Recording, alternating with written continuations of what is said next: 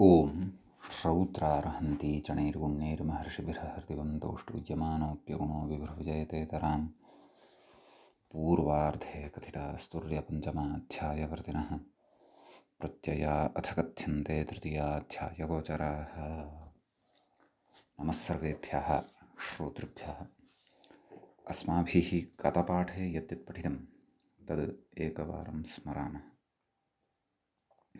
वयं वैयाकरणसिद्धान्तकौमुदी इत्याख्यस्य ग्रन्थस्य तत्र तिङन्तप्रकरणे अदादिगणं पठन्तः स्मः।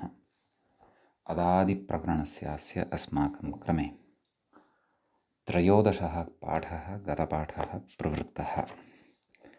अस्मिन् त्रयोदशे पाठे आदौ तावत् निष्वपशये इति धातुगतः विशेषः पठितः। अस्य धातुः रूपाणि स्वपिति स्वपितः, सुष्वाप सुषुपतुः सुषुपुः सुष्वपिथ सुष्वप्थ इत्यादीनि रूपाणि साधितानि।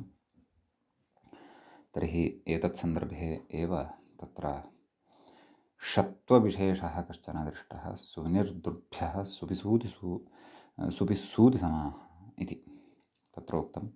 एभ्यः सुप्यादेः सस्य शः स्यात् इति। तत्र पूर्वं धातुरुपसर्गेण युज्यते किदिरिटि परत्वात् सम्प्रसारणे षत्वे च कृते द्वित्वं पूर्वत्र सिद्धीयमदुर्वचने इति कश्चन सिद्धान्तगतः विशेषः पठितः। अतः सुषुषुपतुः सुषुषुपुः इत्यादीनि रूपाणि तत्र साधितानि। ततः उक्तं पिति तु द्वित्वे अभ्यासस्य सम्प्रसारणम् इत्युक्तं।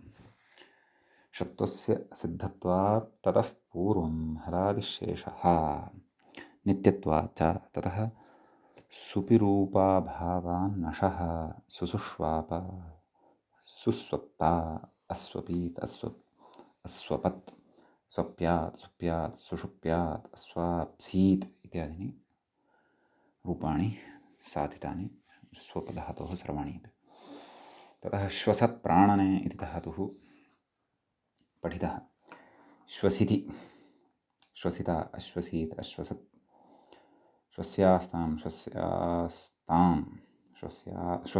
श्वस्यास्तां नाम तत्र लिङ्गद्वयस्यापि भेदपुरस्सरम् एवं रूपदर्शनं कृतं मूले। लुङि तु वृद्धिः न भवति। हन्यन्तक्षणश्वसजागरणेषु वेदितामित्यनेन वृद्धिः न भवति इत्युक्तम्। अश्वसीत् आना इति च प्राणनार्थे एव धातुः पठितः। अनिति आना अनिता आनीत् आनत् इत्यादीनि रूपाणि तत्र साधितानि। ततः अनितेः तत्र उक्तम्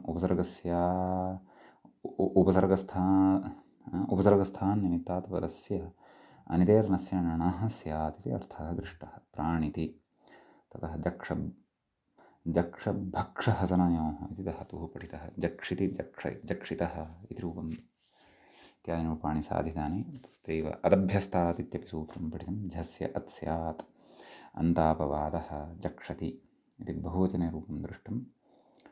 सिजभ्यस्तु विधिभ्यश्च इत्यनेन लङि जुस् भवति झेः अजक्षुः इति रूपं भवति इति कश्चन विशेषः लङः अपि मूले दृष्टः। रूपाणि तु सर्वाणि उक्तानि अस्माभिः। तत्र उज्ज्वलदत्तस्य कश्चन भ्रमः चर्चितः। अयमन्तस्थादिः इति उज्ज्वलदत्तो बिभ्राम इत्युक्तं। रुदादयः पञ्चगताः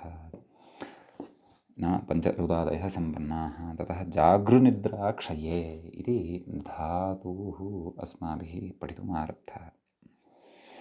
अस्य लटि जागर्ति जागृतः जाग्रति इत्यादीनि उदाहरणानि साधितानि। पुनः उषदिलजागृविहन्यप्रत्यामित्यनेन लिटि विकल्पेन अत्र आं भवति इत्यपि तत्र यत् उक्तं तद् अस्माभिः पठितम्। अपि च द्विविधानि रूपाणि अपि तत्र साधितानि। जागराञ्चकार इत्यादीनि जजागार इत्यादीनि च साधितानि जजागार इत्यत्रत्यस्तु विशेषः वक्ष्यते, तत्तु अस्माभिः पठनीयं वर्तते। सम्यक्। गतपाठस्य अन्ते व्याख्यायाः पङ्क्तयः इत्थम् आसन्। जाग्रतीति यक्षित्यादयः षट् इति अभ्यस्तसंज्ञायाम् अदभ्यस्तात् इति झेरतादेशः ङित्वात् गुणनिषेधे ऋकारस्य यणिति भावः जागर्षि जागृथः जागृथ जागर्मि जागृवः जागृमः लिटिकास्यनेकाच् इति नित्यमामि प्राप्ते आह उषविदेत्यां वेति जागरामिति आमिरुकारस्य गुणोरपरत्वं चेति भावः इति एतावत्पर्यन्तः विषयः अस्माभिः गते पाठे पठितः।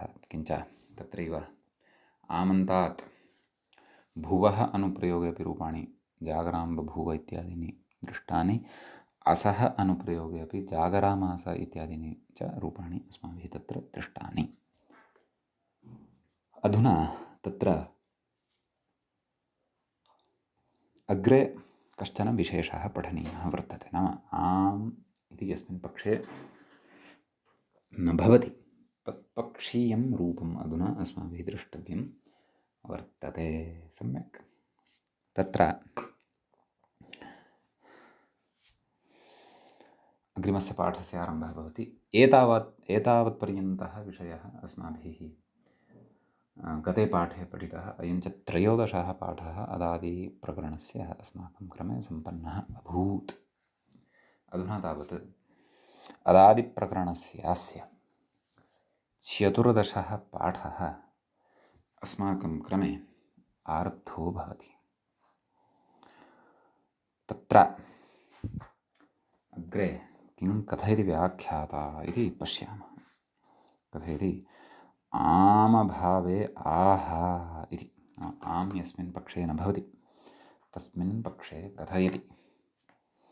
किं कथयति? जजागारेति इति रूपं तत्र भवति। जजागार नाम तद् लिटि सति द्वित्वादिकं कृत्वा जजागार इति रूपं सिद्धं भवति। इति प्रथमपुरुषस्य एकवचने आम् यस्मिन् पक्षे न भवति। व्याख्याता कथयति अतुसादौ कित्वात् गुणनिषेधे प्राप्ते। गुणनिषेधः नापेक्षितः, गुणः अपेक्षितः। नाम ऋवर्णस्य स्थाने अर् इति गुणः अपेक्षित एव। अतः तत्र गुणनिषेधे प्राप्ते तत्र गुणविधानार्थं सूत्रमग्रे उच्यते। व्याख्याता इङ्गितं करोति जाग्रोचि जाग्रोवि। मूले पश्यामश्चेत् जाग्रो विचिण्णळङित्सु इति भवति तत्र सूत्रं। तत्र जाग्रः इति षष्ठ्यन्तं पदं भवति। षष्ठीविभक्तेः एकवचनान्तं भवति। ततः अविचिण्णळङित्सु इति सप्तम्यन्तं, सप्तमीविभक्ते बहुवचनान्तं भवति। विश्च चिणच णल्च ङिच्च विचिण्णङितः एवं विग्रहः। न विचिण्णलङितः अविचिण्णङितः तेषु अविचिण्णङित्सु। सम्यक्। एवम् इदं सप्तम्यन्तं भवति। व्याख्याता कथयति जागृति षष्ठी मिदेर्गुणः इत्यतः गुण इत्यनुवर्तते। गुणः इत्यस्य अनुवर्तनं भवति। तदाह जागृतेर्गुणः स्यादिति मूले द्रष्टव्यम्।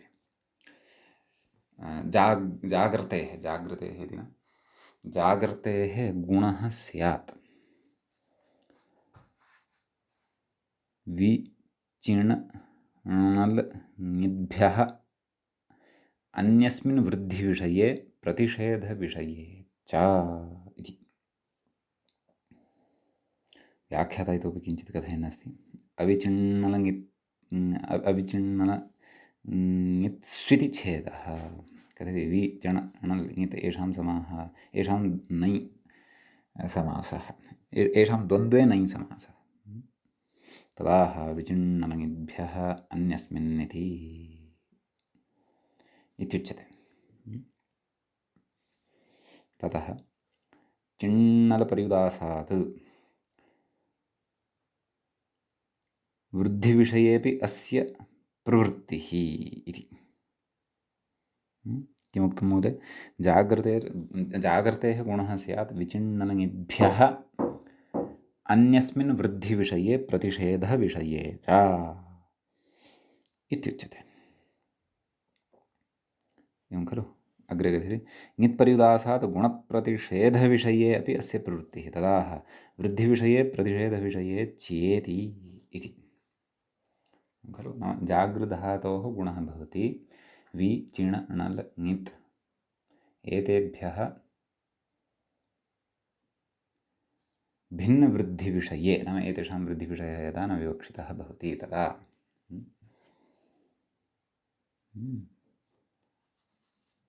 अपि च गुणनिषेधविषये अपि तद् यथा यथम् अग्रे कदाचित् स्फुटीभविष्यति प्रत्युदाहरणेषु अतः अत्रैव उदाहरणसमये स्फुटीभविष्यति। अग्रे उदाहरति कथयति च किं जजागरतुरिति। तत्र कथयति अत्र कित्त्वेऽपि गुणः इति नाम अतुस् इति कित्त्वं परतः अस्ति खलु तद् अस्ति चेदपि गुणः अत्र भवति। केन? इदं यत् अधुनैव पठितं किं जाग्रो विचिण्णलङित्सु जाग्रः अविचिण्णलङित्सु विग्रहः दृष्टः खलु न विचिण्णलङितः अविचिण्णलङितः तेषु अविचिण्णलङित्सु सम्यक् अस्तु। ततः अत्र कित्त्वेऽपि गुणः अस्तु जजागरुः इति बहुवचने भवति प्रयोगः। ततः मध्यमपुरुषे जजागरिथ जजागरथुः जजागर इति कथयति जजागार जजागर जजागरिव जजागरिम जजागार जजागर इत्यत्र णलुत्तमो वा इति स्मर्तव्यं। कथयति विचिण्णलङित्सु तु न गुणः यदा वि इत्यस्य उदाहरति जागृविः चिणि अजागारी णलि जजागार एवं खलु ङित् जागृतः एवं खलु वृद्धिविषये यथा अणुलि जागरकः प्रतिषेधविषये यथा जजागरतुः कित्त्वे गुणः इत्याद्युह्यं सम्यक् इति अन्यानि अपि प्रत्युदाहरणानि अपि अत्र उदाहृतानि उक्तानि दर्शितानि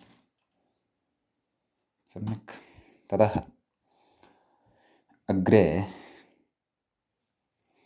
लकारः भवति लुट् लकारः तस्य एकं रूपं व्याख्यात्रा प्रदत्तं जागरित। कथं रूपाणि जागरिता जागरितारो जागरितारः जागरितासि जागरितास्थः जागरितास्था जागरितास्मि जागरितास्वः जागरितास्मः इति इमानि तत्र रूपाणि भवन्ति। लृटः अपि ददाति जागरिष्यति जागरिष्यति जागरिष्यतः जागरिष्यन्ति जागरिष्यसि जागरिष्यथः जागरिष्यथ जागरिष्यामि जागरिष्यावः जागरिष्यामः इति अत्र उदाहरणं नाम लृटः उदाहरणानि दृष्टानि। इदानीमग्रे लोट् अस्ति तत्र कथयति जागर्तु जागर्तु जागृतात् जागृतां जाग्रतु इति प्रथमपुरुषः जागृहि जागृतात् जागृतं जागृता इति मध्यमपुरुषः जागराणि जागराव जागराम इति उत्तमपुरुषः सम्यक्। अग्रे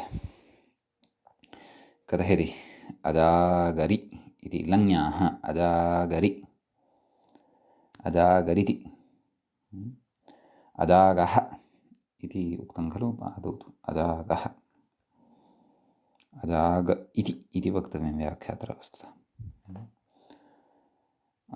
परन्तु लुङि लङि प्रथमपुरुषस्य एकवचने अयं प्रयोगः भवति अजागः अजागरि इति यद् उक्तवान् खलु व्याख्यातः तेन वस्तुतः अजाग इति वक्तव्यम् अस्तु कथयति अथवा अनुकरणं स्वीकृतं स्यात् वा इति अजागर इति रेफान्तस्य वस्तुतः तथा सन्धिः न सम्भवति अस्तु नाम सन्धिकार्यं तथा न भवति अस्तु अग्रे कथयति तिपि इकारलोपे हल्यादिना तकारलोपे रेफस्य विसर्गति भावः एवं खलु अजागः इति भवति अग्रे कथयति अभ्यस्तत्वा लो झेरदादेशे प्राप्ते आह न अस्तु तत्तु भवतु परन्तु द्विवचने किं रूपम् अजागृताम् इति मूले दत्तमस्ति खलु अजागृताम् झेरदादेशे प्राप्ते आह किं कथयति अभ्यस्तत्वात् लङः झेरदादेशे प्राप्ते आह अभ्यस्तत्वात् जुसिति मूले द्रष्टव्यम् अभ्यस्तत्वात् जुस् केन तदपि कथयति सिजभ्यस्तविधिभ्यश्च इत्यनेन इति भावः इति कथयति कथयति जक्षित्यादित्वात् अभ्यस्तत्वम् इति जक्षित्यादयः षट्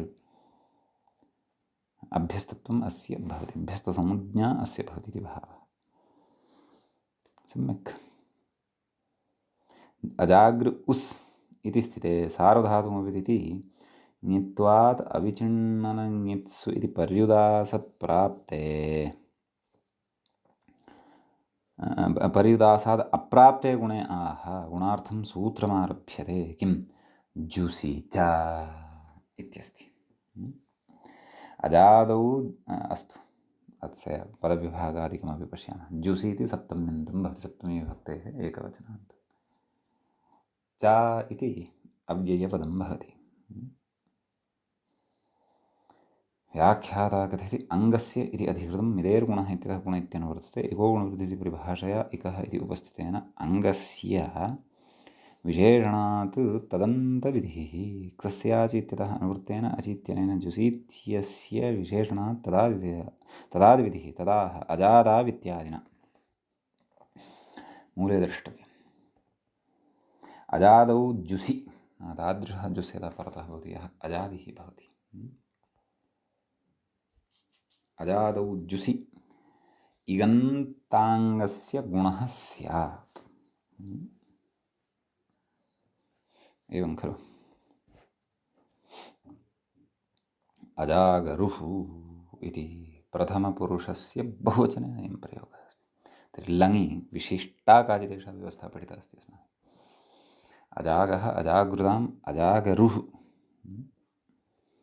कथयति मध्यमपुरुषस्य रूपाणि व्याख्याता कथयति अजागः अजागृतम् अजागृता अजागरम् अजागृवा अजागृमा एवं खलु ततः अग्रे कथयति विधिलिङि यासुटो ङित्वात् गुणः एवं खलु विधिलिङ्लकारे यासुटः ङित्वात् गुणः भवति जागृयात् जागृयाताम् परन्तु सत्यं लङः अनन्तरं विधिलिङ्लकार एव किल अस्ति जागृयात् जागृयातां जागृयुरिति मूले पश्यन्तु जागृयुः तत्र प्रत्युदाहरति खलु अजादौ किं जागृयुः कथयति जुसि च इत्यत्र अजादौ इत्युक्तेर्न गुण इति भावः एवं खलु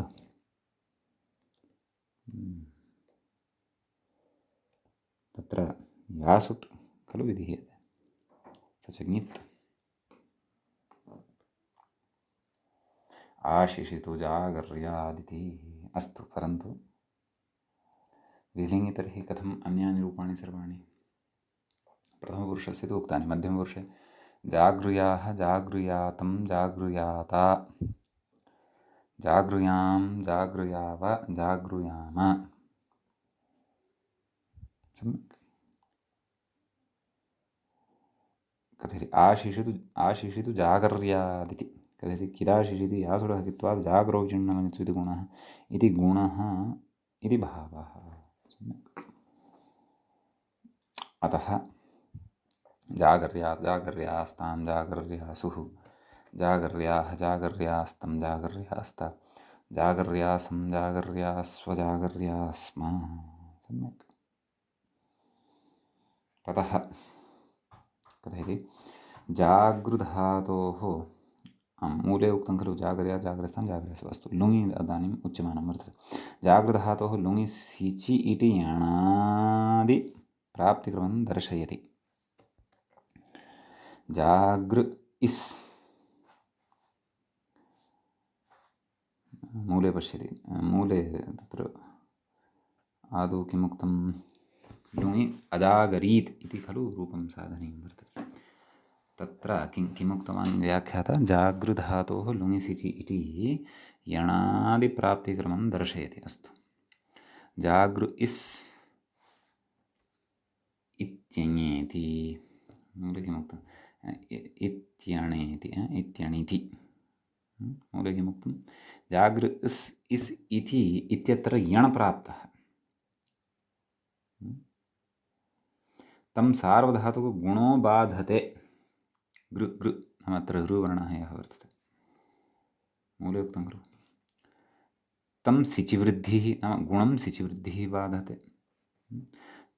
तां जागर्तिगुणः नाम वृद्धिं जागर्तिगुणः बाधते। तत्र कृत इति व्याख्यातः, तत्र कृत नाम तत्र कृते हलन्तलक्षणा वृद्धिः प्राप्ता। मूले मूले पश्यन्तु।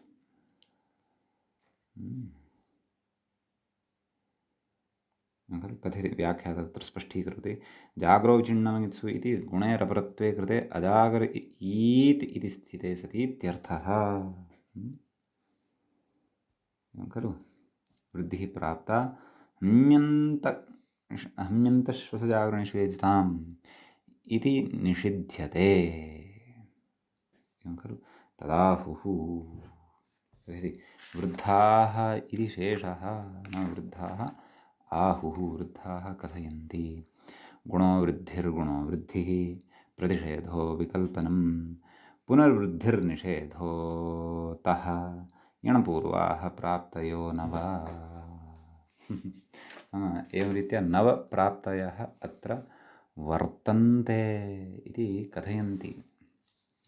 गुणोवृद्धिः किं, गुणो वृद्धिर्गुणो वृद्धिः, अर्थात् यण् ततः गुणः ततः वृद्धिः, पुनः गुणः पुनः वृद्धिः, तस्य प्रतिषेधः, पुनः विकल्पेन वृद्धिः, पुनः नित्यतया वृद्धिः, पुनः निषेधः। एवं रीत्या आहत्य नवविधयः अत्र प्राप्ताः भवन्ति। अन्ततः अजागरीत् इति रूपं सिद्धं भवति। गुणो वृद्धिर्गुणो वृद्धिः, प्रतिषेधो विकल्पनं, वृद्धिर्निषेधोतो, यणपूर्वाः प्राप्तयो नवः। यणपूर्वाः एते नववृद्धयः प्राप्ताः भवन्ति। पश्यन्तु, कारिकां पश्यन्तु। यणपूर्वाः, यणम् आदौ स्वीकुर्वन्तु, ततः यणप्रथमः, ततः गुणः, पुनः वृद्धिः, पुनः गुणः, पुनः वृद्धिः, पुनः प्रतिषेधः, पुनः विकल्पनं, पुनः वृद्धिः, पुनः निषेधः, अष्टौ जाताः। अतः नवविधयः अत्र प्राप्ताः भवन्ति। तदेव मिथः तेषां बाध्यबाधकभावः भवति खलु। ततः तत्र सर्वान्ते अजागरीत् इति रूपं सिद्धं भवति। एवं खलु।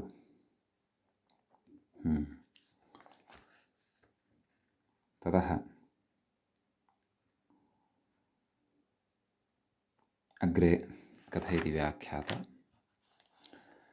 अजागरिष्टाम् अजागरिषुः इत्यादि सुगमं नाम लुङ्लकारे रूपाणि सरलानि एव सन्ति। मध्यमपुरुषे अजागरीः अजागरिष्टम् अजागरिष्टा, उत्तमपुरुषे अजागरिषम् अजागरिष्व अजागरिष्म। सम्यक्। ततः लृङ्लकारे अजागरिष्यत्, अजागरिष्यताम्, अजागरिष्यन्, अजागरिष्यः, अजागरिष्यतम्, अजागरिष्यत, अजागरिष्यम्, अजागरिष्याव, अजागरिष्याम इति इमानि रूपाणि तत्र भवन्ति। सम्यक्। तदनन्तरम् अग्रे उच्यते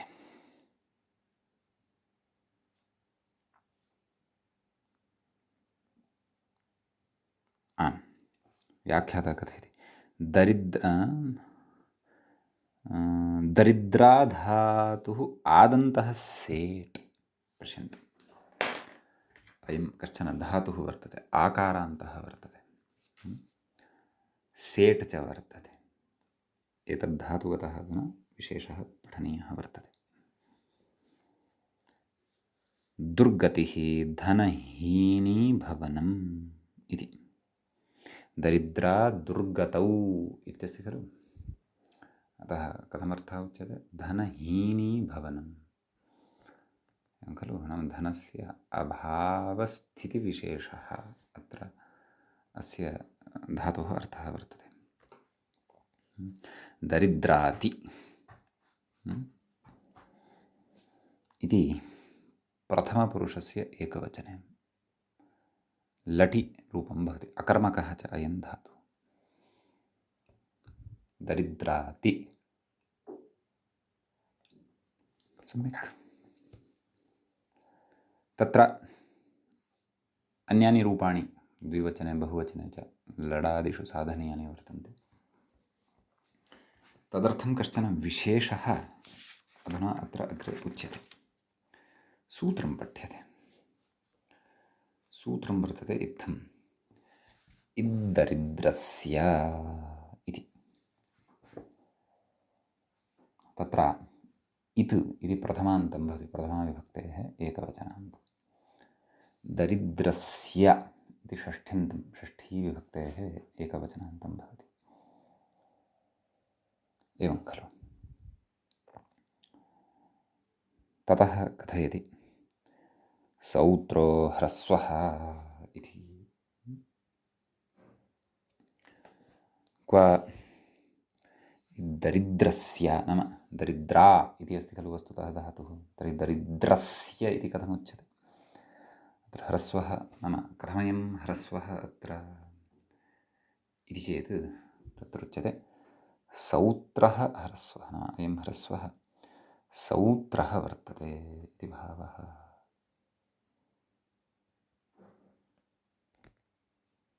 सम्यक्। कथयति गमहनजनघनघसां लोपः ङित्यनङिः इत्यतः ङित्यनुवर्तते। ईहल्यगोः इत्यतः हलि इति अनुवर्तते। अदुतु सार्वधातुके इत्यतः सार्वधातुके इति। तदाह दरिद्रातेरिति मूले द्रष्टव्यं, सूत्रार्थः द्रष्टव्यः। दरिद्रातेः इकारः स्यात्, हलादौ ङिति सार्वधातुके इत्युच्यते। एवं खलु। तर्हि अपि च अयं धातुः आकारान्तः वर्तते इति स्मर्तव्यम्। आदित् नास्ति अयं धातुः, अस्य आकारः इति संज्ञकः नास्ति, परन्तु अयं धातुरेव तत्र आकारान्तः वर्तते, अस्य अन्ते आकारः वर्तते। तस्य नाम तदेव इदादेशः खलु उच्यमानः वर्तते एतेन सूत्रेण, स च अलोन्त्यपरिभाषया अन्त्यस्य आकारस्य स्थाने भवति, दरिद्रि इति भवति। परन्तु कदा?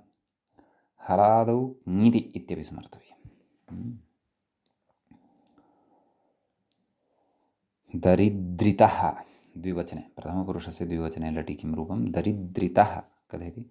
सार्वधातुकमपि तसो ङित्वात् आकारस्य इकारः, आस्थाने इकारादेशो भवति इति। सम्यक्। ततः अग्रिमं सूत्रं भवति।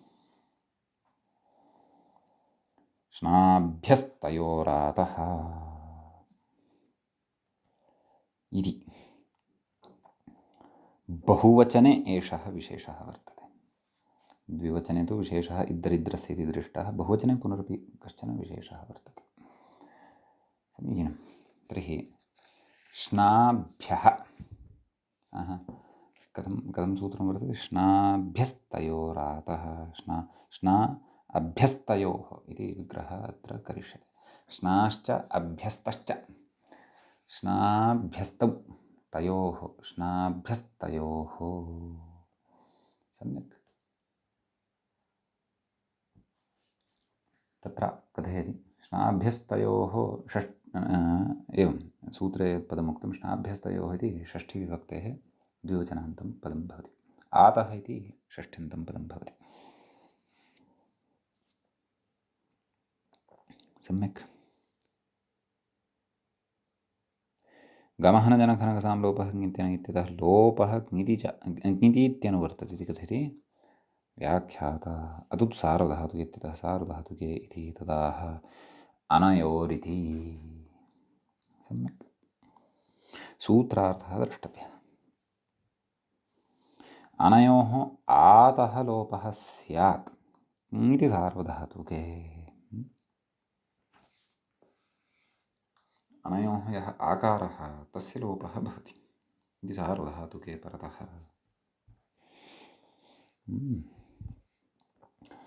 दरिद्रति इति भवति। दरिद्रा झि झकारस्य अदादेशः व्याख्याता कथयन्नस्ति अग्रे श्नाप्रत्ययस्य अभ्यस्तप्रत्ययस्य चेत्यर्थः कथयति दरिद्रतीति कथयति जक्षित्यादित्वात् अभ्यस्तत्वात् अदभ्यस्तात् इति झस्य अदादेशे आकारलोपः दरिद्र अति इति भवति। कथयति एवं दरिद्रति इति बहुवचने एवं खलु। तर्हि प्रथमपुरुषे कथं रूपाणि? दरिद्राति दरिद्रितः दरिद्रति। सम्यक्। मध्यमपुरुषस्य रूपाणि कथयन्नस्ति अग्रे ग्रन्थकारः दरिद्रासि दरिद्रिथः एवं खलु। दरिद्रिथा दरिद्रामि दरिद्रिवः दरिद्रिमः इति इमानि रूपाणि अत्र भवन्ति। सम्यक्। ततः अग्रे कथयति लिट्याः लिटि आह नाम लिटि कथयति। किं कथयति? अनेकाच्त्वादामिति लटः रूपाणि तावत् अस्माभिः पठितानि। अनेकाच् अस्ति खलु अयं धातुः। केन कथयति? इदं च कास्य प्रत्ययादामन्तरलिटि सूत्रे भाष्ये स्पष्टम् इति इत्यस्ति। मूले उक्तमस्ति खलु अनेकाच्त्वादां दरिद्रां चकार।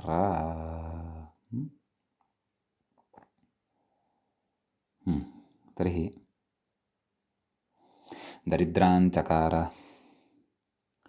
व्याख्याता कथयति आमि सवर्णदीर्घः नाम दरिद्रा आं दरिद्रां कृधातोः अनुप्रयोगः भवति। दरिद्रां चकार दरिद्रां चक्रतुः दरिद्रां चक्रुः दरिद्रां चकर्थ दरिद्रां चक्रतुः दरिद्रां चक्र दरिद्रां चकार दरिद्रां चकर दरिद्रां चक्रुः दरिद्रां चक्रुम एवं खलु। भुवः अनुप्रयोगे दरिद्रां बभूव दरिद्रां बभूवतुः दरिद्रां बभूवुः दरिद्रां बभूविथ दरिद्रां बभूवथुः दरिद्रां बभूव दरिद्रां बभूव दरिद्रां बभूविव दरिद्रां बभूविम एवं रूपाणि भवन्ति। सम्यक्। ततः अग्रे उच्यते कैयटमतमाः आत इति आत औणलः इत्यत्र ओ इत्येव सिद्धे औकारविधानं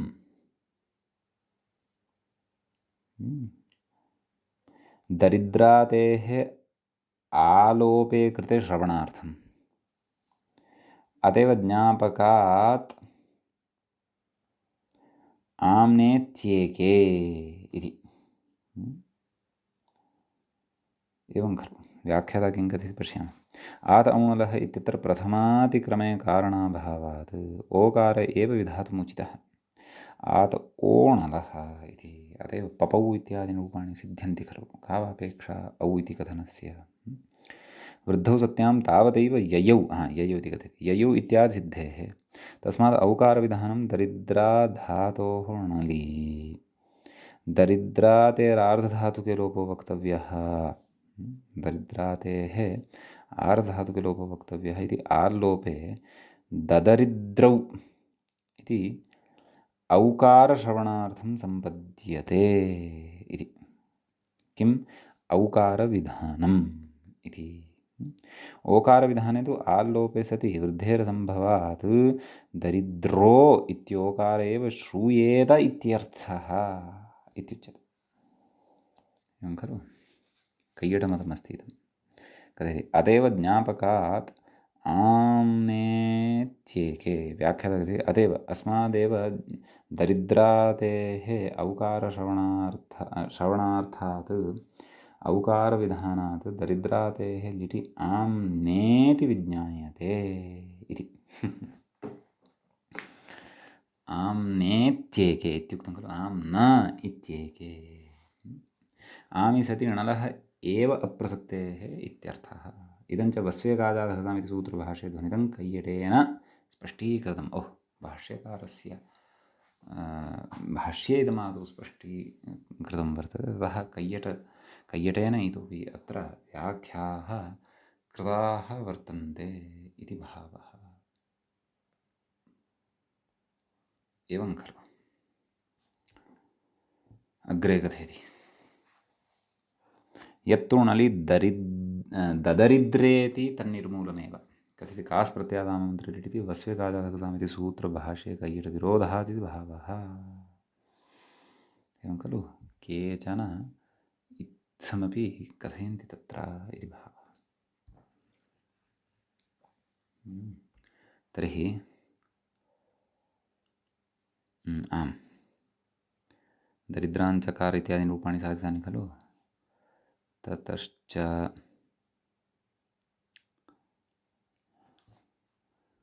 तत्र किमुक्तं पूर्वम् आत औणलः इति ओ इत्येव सिद्धे ओकारविधानं दरिद्रातेः आलोपे सति श्रवणार्थम् अतएव ज्ञापकात् आम्नेत्येके ददरिद्रौ ददरिद्रतुः इति प्रथमपुरुषे किं ददरिद्रतुः बहुवचने ददरिद्रतुः मूलेऽपि दत्तं व्याख्यात्रापि उच्यमानं वर्तते। ददरिद्रतुः बहुवचने ददरिद्रुः इति मध्यमपुरुषे ददरिद्रिथ ददरिद्रथुः ददरिद्रा इति। एवं खलु ददरिद्र इति तु णलि ददरिद्र इति तु न भवति। एवं खलु ददरिद्रौ इति भवति इति उच्यमानं वर्तते। तद् आत औणलः इत्यस्य प्रवृत्त्या इति भावः। पुनः उत्तमपुरुषस्य रूपाणि अपि कथयन्नस्ति व्याख्याता ददरिद्रौ ददरिद्रिव ददरिद्रिम इति इमानि रूपाणि च अपि कथयन्नस्ति। एवं खलु अग्रे उच्यते आर्थधातुके विवक्षिते इति किञ्चन वार्तिकं वर्तते परन्तु वार्तिकमिदम् आमाम् अग्रे लुटः रूपाणि वक्तव्यानि सन्ति खलु। लटि विशेषः दृष्टः लिटि चापि विशेषः दृष्टः। अधुना अग्रे लुट् अत्र वर्तते सम्यक्।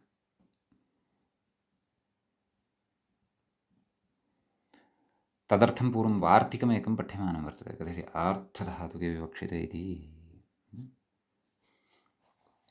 मूले उच्यते दरिद्रादेः आर्धधातुके विवक्षिते आला आलापो अशुद्धं स्याद् वा इति एवं खलु आलापः आलोपः इति भवेत् खलु इति अहं चिन्तयामि। सत्यं लेखनदोषः अस्ति भोः। कश्चन गायकः स्यात् चेत् सः चिन्तयेत्, भोः कथम् आलापः अत्रापि व्याकरणेऽपि क्रियते। अस्तु, इत्यपि गानसमये एव आलापः भवति इति न, सामान्यतया अपि आलापः भवति, परन्तु तादृशः आलापः अत्र न विवक्षितः, आलोपः इति।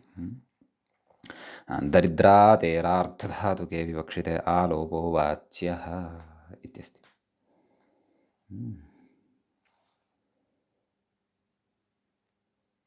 एवं खलु व्याख्याता कथयति। आम्, ततः पूर्वं रूपाणि तु पठितानि खलु। लिटि दरिद्रतुः ददरिद्रुः ददरिद्रिथ ददरिद्रथुः ददरिद्र ददरिद्रौ ददरिद्र। अस्तु इमानि पठितानि। आम्, अग्रे कथयति व्याख्याता आर्धधातुके विवक्षिते इति वार्तिकं पठितं। तस्य अर्थः व्याख्यात्रा उच्यमानः वर्तते।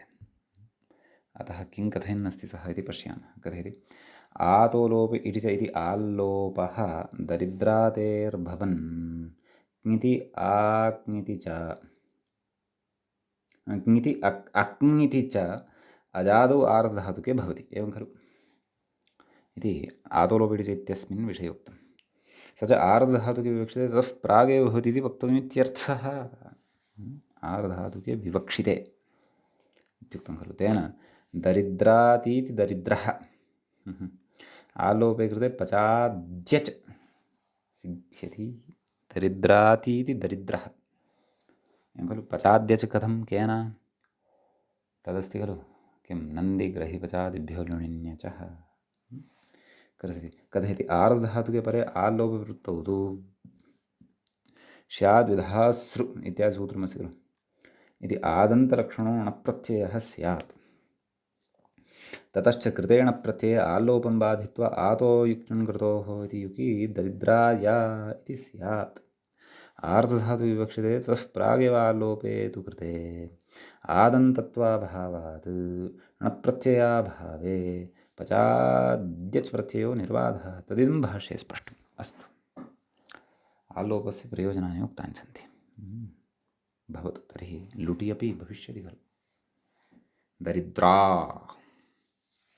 तास् डा इति भवति खलु। दरिद्रिता इति खलु रूपं साधनीयं, परन्तु किमुक्तं दरिद्रादयः आर्धधातुके विवक्षिते आलोपः वाच्यः। आलोपः सत्यम्, आलोपः भवति, ततः इडागमः भवति। एवं खलु। अतः इडागमे च सति लुटि रूपाणि अत्र दरिद्रिता दरिद्रितारौ दरिद्रितारः दरिद्रितासि दरिद्रितास्थः दरिद्रितास्थ दरिद्रितास्मि दरिद्रितास्वः दरिद्रितास्मः इति इमानि रूपाणि भवन्ति। ततः लृट् लकारः अग्रे भवति। व्याख्यात्र लृटः विषये नोच्यमानम् अस्ति, न च मूले लुटः एकं दत्तं, परन्तु मूले अपि दरिद्रिता नैव। मूले अपि विलम्बेन आगमिष्यति दरिद्रता इति रूपं। मया ततः प्राक्तनः विचार एव न पठितः। नाम व्याख्यात्रा पश्चात् चर्चा करिष्यति। तत्र एकं द्वयं वार्तिकम् इतोपि आदौ पठ्यमानं वर्तते। वार्तिककृता तदादौ वयं शृणुमः, पश्यामः। आं, ततः पूर्वं तत्र किञ्चन वार्तिकमस्ति। लुङि वा नाम आलोपविषये एव वार्तिकम् उच्यमानमस्ति इतोपि। किं लुङि वा इति कथयति। लुङि आलोपः वा वक्तव्यः इत्यर्थः। लुङि परतः आलोपः विकल्पेन वक्तव्यः, सम्यक् इत्यस्ति। आं, कथयति अद्यतन्यां वेदि वक्तव्यमिति वार्तिकार्थसङ्ग्रहोऽयं नाम भाष्ये इत्थं वार्तिकं पठ्यते तस्य सङ्ग्रहः कृतः अस्ति ग्रन्थकारेण एवं रीत्या कथयति। तस्य नाम भाष्ये कथितस्य वार्तिकस्य विषये इतोपि कथयति। अद्यतन्याम् इत्यनेन अद्यतनभूतार्थक धातुविहितलुङ् विभक्तिर्विवक्षिता। भाष्ये तस्याः एव उदाहरणात् तत् भाष्ये इतोपि तत्रत्यं प्रसङ्गं दृष्ट्वा स्फुटीकरणं कर्तुं शक्यं, प्राप्तुं शक्यं, स्फुटता प्राप्तुं शक्या। सम्यक्। ततः अग्रे वार्तिकम् उच्यते पुनः।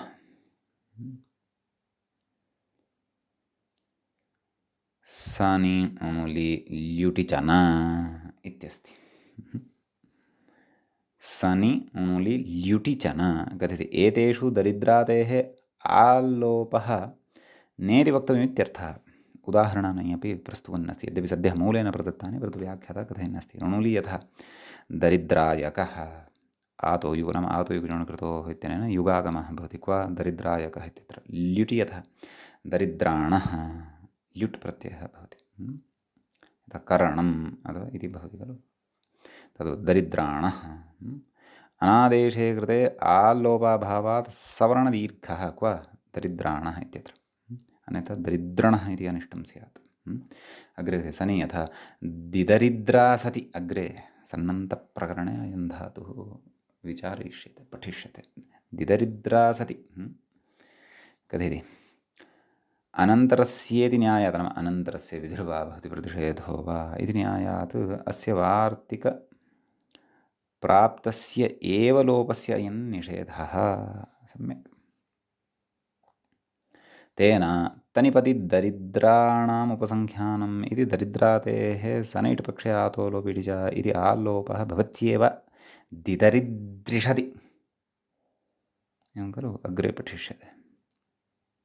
तदुक्तं भाष्ये न दरिद्रायके लोपे दरिद्राणे च नेष्यते। दिदरिद्रासतीत्येके दिदरिद्रिषति इति वा इति। एते केचन अग्रिमे अग्रे आयास्यन्ति ये विचाराः, ते विचाराः अत्र उक्ताः। सम्यक्। ततः अग्रे उच्यते दरिद्रितेति। अधुना लुटः रूपं कथयन्नस्ति। नाम लुङः विषये अपि वार्तिकम् उक्तं, पुनः अन्यदपि सनि णुलि ल्युटि च न इत्यपि वार्तिकमुक्तम्। अधुना लुटः रूपं कथयन् अस्ति।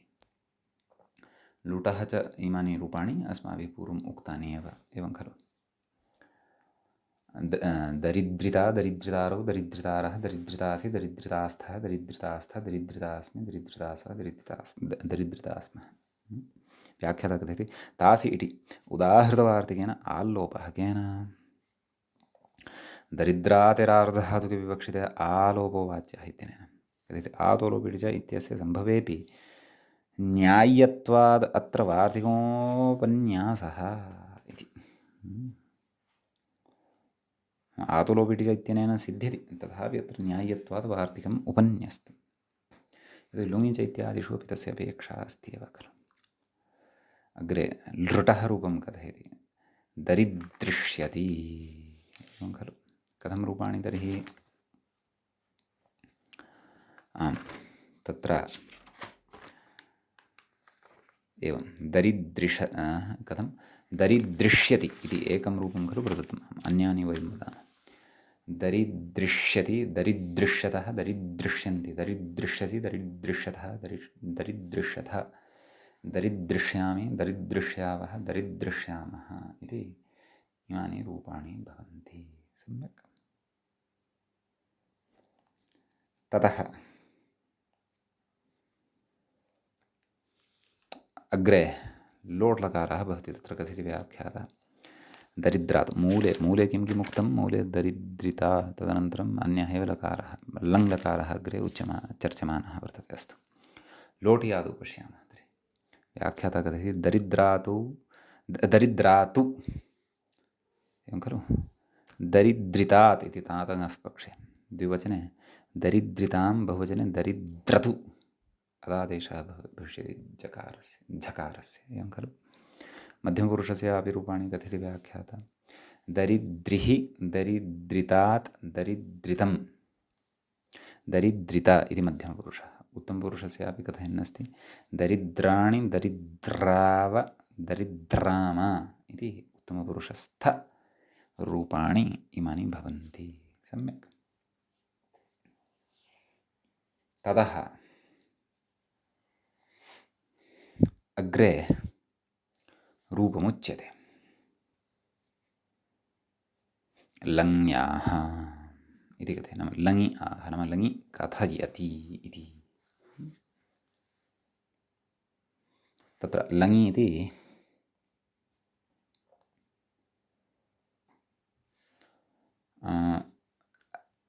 अदरिद्रात् एवं खलु एवम् अदरिद्रात् अदरिद्रिताम् अदरिद्रुः इति मूले प्रथमपुरुषस्य रूपाणि उक्तानि सन्ति।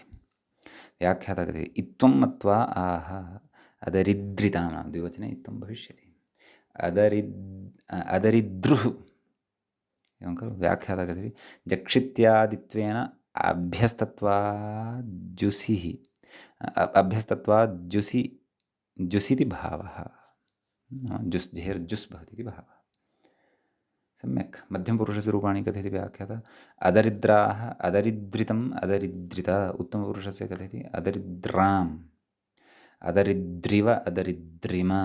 सम्यक् इति इमानि रूपाणि तत्र लङ्लकारस्य भवन्ति। अग्रे विधिलिङ्लकारः वर्तते। सम्यक्। तस्य दरिद्र्यात् इति एकं रूपं मूले प्रदत्तं वर्तते। तत्र व्याख्याता किञ्चित् कथयति वा दरिद्र्यादिति कथयति विधिलिङि सार्वधातुकत्वात् इत्वमिति भावः एवं खलु विधिलिङि सार्वधातुकत्वात् इत्वं भवति इति उच्यते। अग्रे कथयति आशीर्लिङ्ग्याः परन्तु विधिलिङ्गः अन्यानि रूपाणि कथं मूले तु तत्र दरिद्र्यात् इत्येव खलु एकं रूपं दत्तं दरिद्र्यात् अन्यानि रूपाणि कथम् इति चेत् दरिद्र्यात् दरिद्र्यातां दरिद्र्युः दरिद्र्याः दरिद्र्यातं दरिद्र्यात दरिद्र्याम दरिद्र्याव दरिद्र्याम उत्तमपुरुषस्य एकवचने दरिद्र्यां दरिद्र्याव दरिद्र्याम इति इमानि रूपाणि भवन्ति। आशीर्लिङ्ग्याः दरिद्र्यादिति मूले पश्यन्तु उपरि दरिद्र्यात् इति कथयन्नस्ति क्व आशीर्लिङि। तर्हि आशीर्लिङि इत्थं चेत् कथं रूपाणि अन्यानि रूपाणि कथम् आदौ व्याख्याता कथयति आतो लोप इति भावः लुङि आतो लोपपक्षे आह अस्तु अस्तु अग्रे लुङः विषयः अस्ति आदौ वयम् आशीर्लिङि रूपाणि वदामः दरिद्र्यात् दरिद्र्यास्तां दरिद्र्यासुः दरिद्र्याः दरिद्र्यास्तं दरिद्र्यास्त दरिद्र्यासं दरिद्र्यास्व दरिद्र्यास्म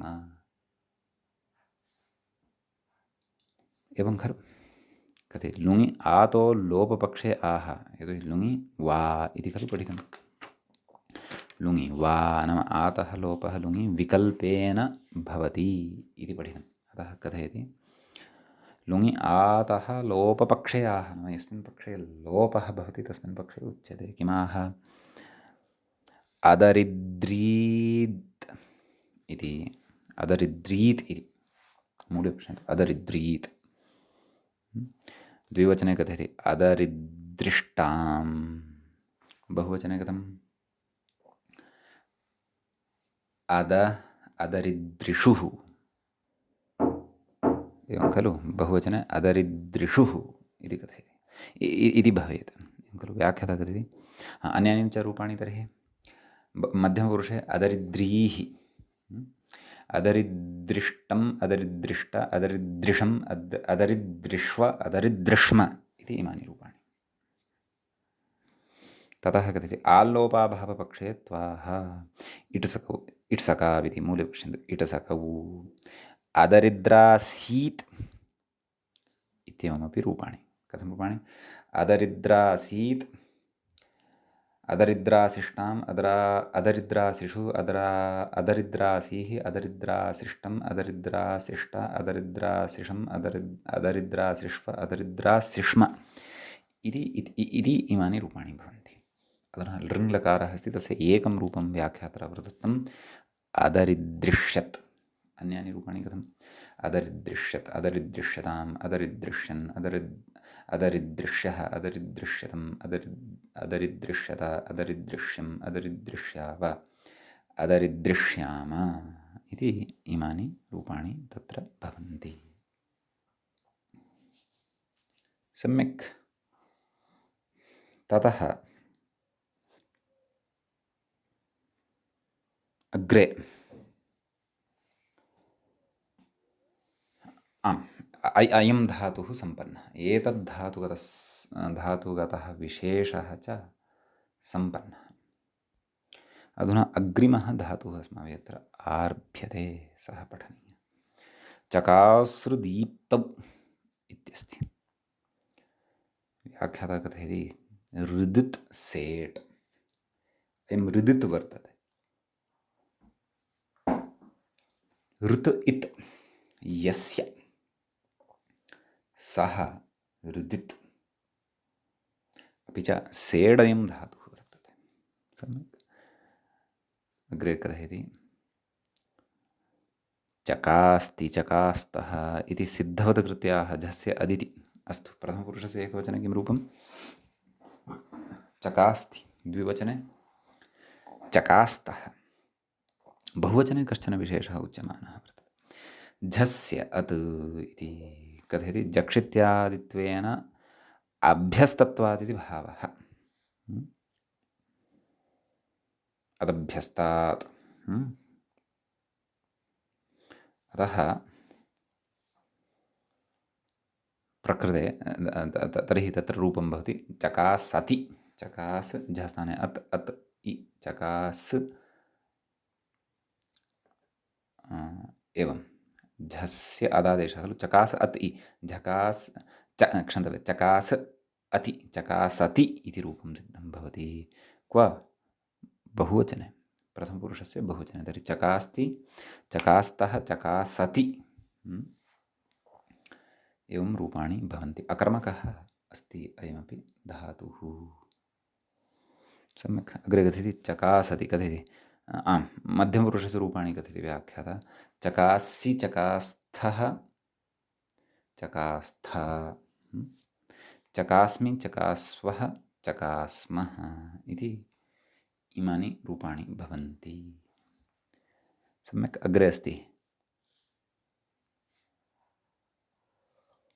चकासाञ्चकार मूलेपि उक्तं खलु आम् उक्तं चकासाञ्चकार तत्र कथयति अनेकाच्त्वात् आम् इति भावः एवं खलु आम् प्रत्ययः भवति कास् प्रत्ययात् आमन्त्रे टी तत्र अनेकाच् इति वक्तव्यमिति पठितं खलु अस्माभिः अतः आम् भवति अतः आम् कथं तर्हि लिटि रूपाणि चकासाञ्चकार चकासाञ्चक्रतुः चकासाञ्चक्रुः चकर्थ चकासाञ्चक्रतुः चकासाञ्चक्र चकासाञ्चक्रुव चकासाञ्चकार चकासाञ्चकर चकासाञ्चक्रुव चकासाञ्चक्रुम एवं खलु भुवः अनुप्रयोगे चकासां बभूव चकासां बभूवतुः चकासां बभूवुः चकासां बभूविथ चकासां बभूवतुः चकासां बभूव चकासां बभूव चकासां बभूविव चकासां बभूविम असः अनुप्रयोगे चकासामास चकासामासतुः चकासा मासुः चकासामासितः चकासामासतुः चकासा मास चकासामास चकासामासिव चकासामासिव मासिम इति लृट् लकारे रूपाणि अत्र भवन्ति। सम्यक्। इतः अग्रे अग्रिमान् विशेषान् एतद्धातुसम्बन्धान् अग्रिमाणि च रूपाणि वयम् अग्रिमे पाठे पठिष्यामः। अद्यतनपाठः तावत् अत्रैव उपसंह्रियते। मङ्गलं कुर्मः। श्रौत्रार्हन्ति चणैर्पुण्यैर्महर्षिभिः हृदिवं तोष्टुयमानोऽप्यगुणो विभृजयतेतरां पूर्वार्धे कथिता स्तुत्यपञ्चमाध्यायवर्तिनः प्रत्यया अथ कथ्यन्ते तृतीयाध्यायगोचराः। नमः सर्वेभ्यः श्रोतृभ्यः। एवञ्च अस्माभिः अदादि गणस्य अयं पाठः अत्र सम्पन्नतां नीतः। अयं च अदादिगणस्य आसीत्। चतुर्दशः पाठः अस्माकं क्रमे सम्पन्नतां गतः। नमः सर्वेभ्यः श्रोतृभ्यः।